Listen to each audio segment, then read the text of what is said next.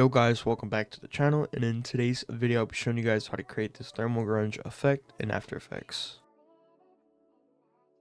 Starting off, I'm going to go here to the bottom left corner right here, go to new, and create our first adjustment layer right here. Then on our first adjustment layer, we're going to add hue / saturation. That's going to be under color correction right here, and we're going to go over here to our master saturation, and we're going to bring it down all the way to -100, and it's going to bring down the whole saturation of our clip so we don't have no color on our clip.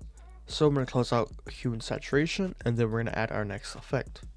Our next effect is going to be colorama. It's going to be under color correction, dragging colorama right here. I'm going to go over here to output cycle, go to use preset palette, and put on fire.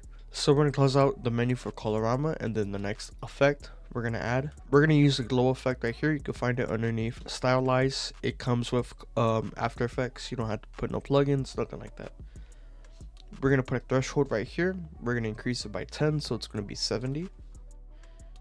Then we're going to increase our radius to 45, and we're going to put an intensity up by 1.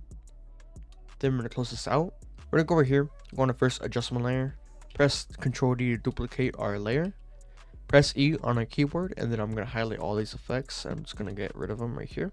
And then I'm going to go back to effects and presets. I'm going to go over here to noise, and this is going to be the first effect we add onto this layer. Turn off use color noise right here. Put our amount at 38. Then we're going to add the add grain effect. You can find it in noise and grain. Go over here to our intensity, and we're going to put it at 2. Then go over here to our viewing mode, and we're going to put on final output. Then we're going to close out our timeline right here, and you can go ahead and go to blending mode, and you can start messing around with our blendings. So you go right here, just mess around with how you like it. I think right here, if you were to put on hard light for our second layer, hard light or soft light, it makes your clip look very nice. So yeah, I'm gonna save our project, and yeah, that's how you create this thermal grunge effect in After Effects. I hope you guys learned something new today, or just liked the video overall. If you did, I would love it if you were to subscribe, like, or leave a comment. You guys don't have to, but it helps support me and it helps my channel reach other people who want to learn new effects.